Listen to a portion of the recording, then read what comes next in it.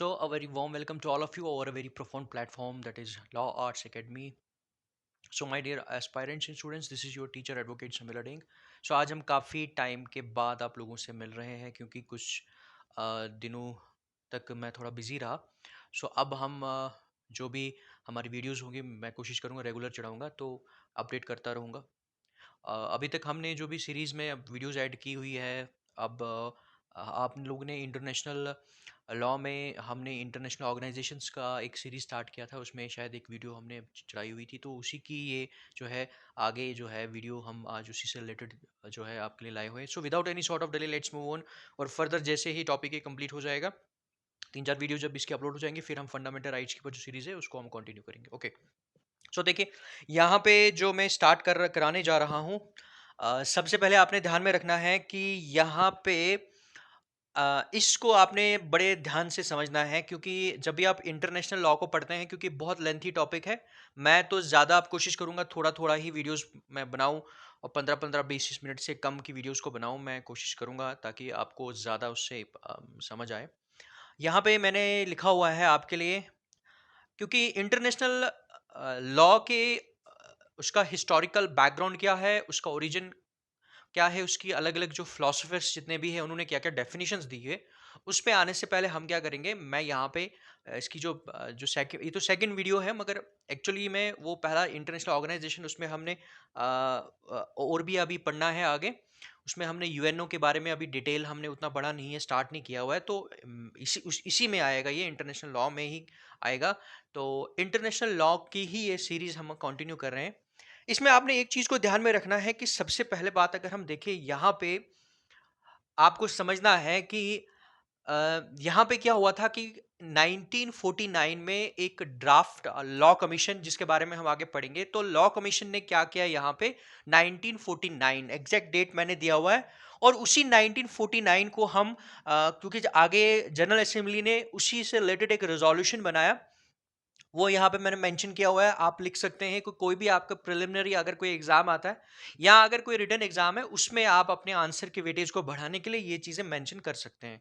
सो वहां पे इन्होंने क्या किया कि रेजोल्यूशन पास किया जो मोस्टली जाना जाता है 6 दिसंबर 1949. आपने ध्यान यहाँ पे रखना है कि सबसे ज्यादा इंपॉर्टेंट जो है इंटरनेशनल लॉ कमीशन के बारे में हम आगे कंटिन्यू करेंगे, पढ़ेंगे, जरूर पढ़ेंगे. तो उन्होंने क्या किया, एक रिपोर्ट दिया, बनाया, और उस रिपोर्ट में जो ये मतलब रिपोर्ट ही है ये सारा का सारा, उसमें इन्होंने एक चीज को क्या किया, एक चीज को बनाया, और वो चीज क्या थी जिसको हम सभी जानते हैं, draft declaration on rights and duties of state. देखिए, पहले मैं यहाँ क्या करता हूँ, पहले कुछ मिनट का मैं पॉज लेता हूँ ताकि आप लोग इसको उतार देंगे.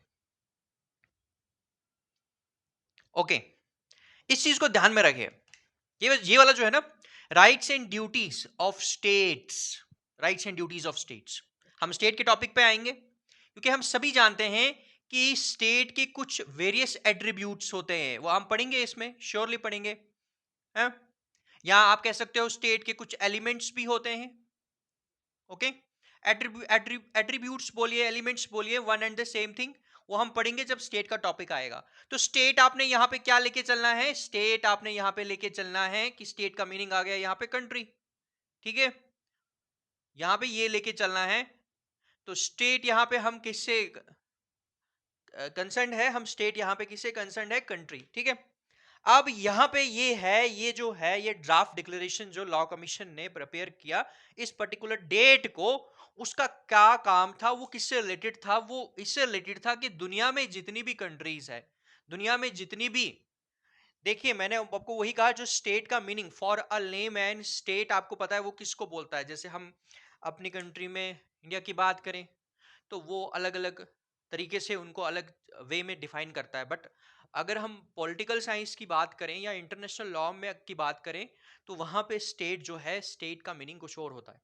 अब फिर आप क्वेश्चन ये राइज होता है, फिर हम उनको क्या बोलेंगे, जो एक आम इंसान जैसे मध्य प्रदेश, हिमाचल प्रदेश, हम उनको स्टेट मतलब अपनी जो भी हमारी अ, आम भाषा में अगर हम कहें, तो एक्चुअली उनको हम फेडरेटिंग यूनिट्स कहते हैं. इसको ध्यान में रखिएगा, federating units, federating units, please इसको ध्यान में रखें कि आने वाले टाइम में जब फेडरेशन का टॉपिक अगर कहीं आएगा, हम पढ़ेंगे, तो श्योरली मैं आपको बताऊंगा. तो फेडरेटिंग यूनिट्स लेके चलिए कि एक आम इंसान जो जिनको स्टेट कहता है वो एक्चुअली स्टेट नहीं है। वो क्या है? वो फेडरेटिंग यूनिट्स होते हैं। हमारे इंडिया में जितनी भी हमारी स्टेट्स है उनको हम एक्चुअली स्टेट्स नहीं कहते। हम तो इस्तेमाल भी कर लेते हैं बट टेक्निकल टर्म उनके लिए इस्तेमाल नहीं की जा सकती स्टेट। उनके लिए टेक्निकल टर्म क्या है? वो है फेडरेटिंग यूनिट्स। सो स्टेट का मतलब मैंने यहां पे कहा कि अगर हम यहां पढ़ रहे हैं तो आप ये अपने दिमाग में डाल दीजिए जब भी आप इंटरनेशनल लॉ पढ़ रहे हैं। स्टेट का मतलब कंट्री आ गया, ठीक है। अब कंट्री लाइक अपनी कंट्री को ले लीजिए, इंडिया की बात करते हैं हम, यूएस की बात करते हैं, ठीक है, यूके की बात करते हैं या चाइना की बात करते हैं। ओके, हम इनकी बात कर रहे हैं, फाइन। अब ये कहता है कि ये जो इन्होंने बनाया, प्रिपेयर किया, इसमें दुनिया में जितनी भी कंट्रीज हैं, उनके राइट्स और उनकी ड्यूटीज के बारे में कहा गया। अब ये क्वेश्चन यहाँ पे राइज होता है क्योंकि जब भी हम इंटरनेशनल लॉ को पढ़ते हैं, सबसे बड़ा तो इंटरनेशनल लॉ ही है जो हम आगे पढ़ने जा रहे हैं, आगे पढ़ेंगे। बट यहाँ पे क्वेश्चन ये राइज होता है कि इंटरनेशनल लॉ जो है क्या वो सभी कंट्रीज के लिए ऊपर अप्लाई होता है? बहुत सारी ऐसे इसके ऊपर क्वेश्चंस बनते हैं और आते भी है, डाउट्स भी रहते हैं। मोस्टली हम अगर देखें, एक जनरल प्रिंसिपल क्या है इंटरनेशनल लॉ का, वो ये है कि अगर कोई कंट्री या कोई कंट्रीज ग्रुप है किसी का, वो कोई पर्टिकुलर कन्वेंशन, कोई पर्टिकुलर कोई ट्रिटी या कोई भी ऐसी चीज कंक्लूड करते हैं एक फॉर्मल तरीके से किसी भी एस्पेक्ट में, चाहे इन्वायरमेंट से रिलेटेड, चाहे वॉर से रिलेटेड, चाहे फॉरेन अफेयर से रिलेटेड, किसी भी चीज से रिलेटेड, तो वहां पे जो उसका कंक्लूजन निकलता है उस ट्रिटी का या जो भी जो कन्वेंशंस होती है, वो बाइंडिंग होती है उन पर्टिकुलर कंसर्न पार्टीज के ही बीच में। वो थर्ड जो पार्टी जो उस ट्रिटी या उस पर्टिकुलर कॉन्फ्रेंस या पर्टिकुलर कन्वेंशन से रिलेटेड होगी, वो उसको बाइंड नहीं करता। हम आगे ये डिटेल में पढ़ेंगे। This is one of the most core feature of international law. ये बड़ा समझना बहुत जरूरी है क्योंकि जब भी आप इंटरनेशनल लॉ में आर्बिट्रेशन को पढ़ेंगे, कॉन्सुलेशन को पढ़ेंगे, गुड ऑफिस को पढ़ेंगे, बहुत सारे मीन्स है जिनसे हम क्या करते हैं, ये है एक एमिकेबल रिलेशन क्रिएट करने की कोशिश करते हैं बहुत सारी कंट्रीज के बीच में। तो ये हम आगे डिटेल में पढ़ेंगे। कहने का मेरा मतलब है इसके ऊपर डाउट हमेशा रहता ही रहता है। क्या अगर जैसे हम इंटरनेशनल कोर्ट ऑफ जस्टिस की बात करें, क्या उसके डिसीजन बाइंडिंग है, और बाइंडिंग है तो किसके ऊपर बाइंडिंग है और किसके ऊपर बाइंडिंग नहीं है। ये बहुत बड़ा कॉम्प्लिकेटेड बन जाता है, इसलिए हम बड़े मजे से पढ़ेंगे। आपने अपने माइंड को ज्यादा बर्डन नहीं डालना है उस पर। सो यहाँ पे क्या है कि एक जर्नल अगर हम देखें इसको, यहाँ पे देखिए, यहाँ पे मैं ये पढ़ा नहीं रहा हूं आपको, ये जस्ट मैं ये एक्चुअली मेरा जो पर्पस है आज की वीडियो का, आर्टिकल 14 जो इस डिक्लेरेशन में लॉ कमीशन ने प्रिपेयर किया, बनाया, वो अगर आपको समझ आ गया ना तो समझो इंटरनेशनल लॉ का आपको 50% मीनिंग समझ आ जाएगा। ठीक है, देखिए इन्होंने क्या किया। स्टेट तो आपको समझ आ गया कि भाई ये जो इन्होंने प्रिपेयर किया उसमें इन्होंने जो आर्टिकल्स मेंशन किए उसमें क्या लिखा होगा इन्होंने, और क्या लिखा है कि भाई ड्यूटीज है। और हम सभी जानते हैं duty, rights and duties go side by side, there is a correlationship between rights and duties. ठीक है, अगर आपको आपका कोई राइट है तो उस राइट के ऊपर ड्यूटी भी होगी। अगर दूसरा कोई राइट पोजेस करता है या ड्यूटी पोजेस करता है तो वो उसके साथ में राइट और duties go side by side, ये हम सभी जानते हैं। ओके, आर्टिकल 14 एक्चुअली इसका, इस डिक्लेरेशन का कहता क्या है, ध्यान से सुनिएगा। क्योंकि अगर ये चीज आपको समझ आ गई ना तो समझो फिर हो गया काम, आपको प्रॉब्लम नहीं होगी इंटरनेशनल लॉ को कभी भी मिस इंटरप्रेट करने में। कभी प्रॉब्लम मतलब मिस इंटरप्रेट आप इसको करेंगे नहीं, कभी अच्छे से ही इंटरप्रेट करेंगे, प्रॉब्लम नहीं आएगी आपको। देखिए ये क्या कहता है आर्टिकल 14 यहाँ पे, क्योंकि मैं आर्टिकल 14 को लेकर इस मतलब स्टार्ट कर रहा हूँ। ये कहता है every state has a duty. Okay, every state, state का मीनिंग मैंने यहाँ पे समझा दिया कि इंटरनेशनल लॉ में स्टेट मींस कंट्री। फिर इसके ऊपर एक और प्रॉब्लम आता है, क्योंकि बहुत सारे जब एलिमेंट्स आते हैं और सबसे बड़ा एलिमेंट जो है इसका इंटरनेशनल, जब हम स्टेट्स को पढ़ेंगे आगे, उसमें रिकॉग्निशन जो इसका एलिमेंट है ना, वो बड़ी कंफ्यूजन क्रिएट करता है। तो उसके ऊपर भी बहुत सारे जो है अलग अलग थेरीज है, अलग अलग जो है हर किसी की कंटेंशन है। तो उसमें भी बच्चे बहुत सारे, उनको बहुत सारी कंफ्यूजन हो जाती है। तो अभी वो हम बाद में पढ़ेंगे, इतना आपने अभी अपने माइंड को ज्यादा कॉम्प्लिकेटेड नहीं करना है। स्टेट मतलब कंट्री, सिंपल सी बात। अब ये कहता है एवरी स्टेट के ऊपर एक ड्यूटी है। ओके फाइन, क्या ड्यूटी है? To conduct its relation with other state. Okay, इसका मतलब है ये आर्टिकल 14 अलाउ कर रहा है कि आप अपने फॉरेन पॉलिसीज को क्या कर सकते हैं, आप उनको डील कर सकते हैं। ए कंट्री है और बी कंट्री है और सी कंट्री है और डी कंट्री है। इनको ये राइट है कि ये आपस में क्या कर सकते हैं, ये आपस में किसी भी तरह का कोई भी रिलेशन जो है बना सकते हैं। ठीक है, बना सकते हैं। ए बी के साथ रिलेशन बना सकता है, सी डी के साथ, डी ए के साथ। ठीक है, बोलता है उनका राइट है। राइट के साथ साथ ये कहता है इनकी ड्यूटी भी है। ये इस चीज को ध्यान में रखिएगा, समझिए इसको। ये कहता है every state has a duty. ठीक है, अब ड्यूटी, अब क्या वो ड्यूटी ऑब्लिगेटरी है मैंडेटरी है? वो बात की बात है। अभी ध्यान में रखना है कि राइट भी है, ड्यूटी भी है, कि वो रिलेशन दूसरी स्टेट के साथ रख सकता है। बट किसके according? In accordance with international law. कि भाई जो इंटरनेशनल लॉ है उसके अकॉर्डिंग ही रिलेशन वो रखेगा। इसीलिए इसने यहां पे ड्यूटी लगाया, वरना यहां पे राइट भी मेंशन कर सकता था।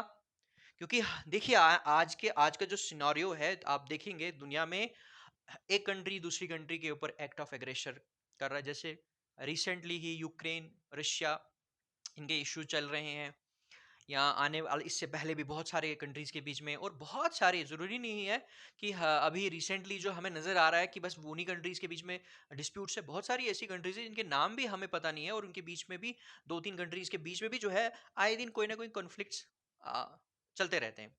तो यहाँ पे ये कहता है कि क्या ये जो स्टेट है, जो एक बहुत बड़ा सब्जेक्ट है किसका? इंटरनेशनल लॉ का। आई एम रिपीटिंग, स्टेट जो है एक बहुत बड़ा सब्जेक्ट है। किसका सब्जेक्ट है? इंटरनेशनल लॉ का।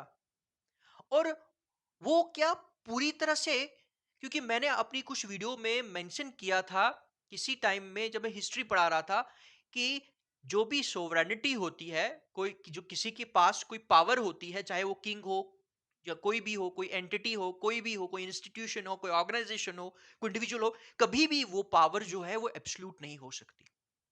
सो ये दुनिया में जितनी भी कंट्रीज है, क्या इनके पास एब्सोल्यूट सोवरेनिटी है? कि एक तो आया कि इनका जो खुद का म्युनिसिपल लॉ है, ज- जिसके थ्रू वो अपने डोमेस्टिक अफेयर्स को मेंटेन करते हैं या जो भी करते हैं। बट जब वो उस म्युनिसिपल लॉ के बाहर आते हैं, इंटरनेशनल स्फेयर में एक कंट्री और दूसरी कंट्री के साथ डीलिंग करते हैं, ईच एंड एवरी स्फेयर में, वहां पे क्या ये एब्सोल्यूट है? और एक और क्वेश्चन भी राइज यहां पे होता है कि म्युनिसिपल लॉ अगर वो बनाते हैं अपनी कंसर्न कंट्री में, क्या वहां पे भी एब्सोल्यूट है? ऐसे बहुत सारे क्वेश्चंस को हम डिटेल में पढ़ेंगे, अभी नहीं। तो इसका मतलब है यहाँ पे ये ड्यूटी की अगर बात कर रहे हैं ना, इसका मतलब है इसने कंडीशंस यहाँ पे शो कर दी है। क्योंकि अगर राइट होता तो राइट का कभी कभी मिसयूज भी होता है। क्योंकि बहुत सारी, जब किसी को हम राइट देते हैं, राइट के साथ ड्यूटी अगर हम नहीं रखे, मैंने कहा ना राइट्स एंड ड्यूटीज को साइड बाय साइड, अगर हम राइट के साथ ड्यूटी नहीं लगाएंगे ना, तो वो राइट जो है वो एक अनलिमिटेड उसमें स्फेयर में चला जाएगा। हमेशा राइट के साथ जब ड्यूटी अटैच होता है तो एक लगाम लग जाती है उसकी राइट के ऊपर, वो उसी फ्रेमवर्क में उस राइट को यूज करता है। इसीलिए यहाँ पे आर्टिकल 14 ने बड़ी खूबसूरत बात बोली है यहाँ पे, जिससे आप लोगों को समझ आएगा कि दुनिया में जो भी कंट्रीज है वो उनको पूरा राइट है, ड्यूटी है, इसका मतलब है राइट भी है। बट यहाँ पे ड्यूटी लिखा हुआ है कि उनको, उनके ऊपर ये ड्यूटी है कि भाई वो जो भी रिलेशन रखे वो किसके अकॉर्डिंग रखे हैं? वो किसके रिलेशन तो रखना ही रखना है, because we are living in an era of globalisation. कोई भी country cannot live in an isolation, आपको पता ही है, नहीं रह सकता, तो डील तो करना पड़ेगा।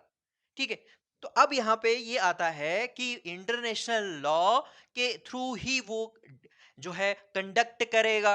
अब इंटरनेशनल लॉ हम वही तो पढ़ रहे हैं वो आगे हम पढ़ेंगे क्या है एक्चुअली में।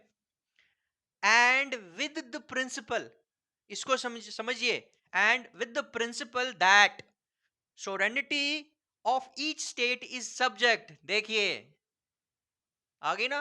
तो सोवरेंटी मैंने वही कहा, यहां पे मोटा मोटा मैं समझाने की कोशिश करूंगा क्योंकि अभी नहीं पढ़ाऊंगा मैं सोवरेंटी। ये समझ लीजिए, कोई भी कंट्री जिसके पास फाइनल डिसीजन, मैं इसको मिटा देता हूं थोड़ा सा,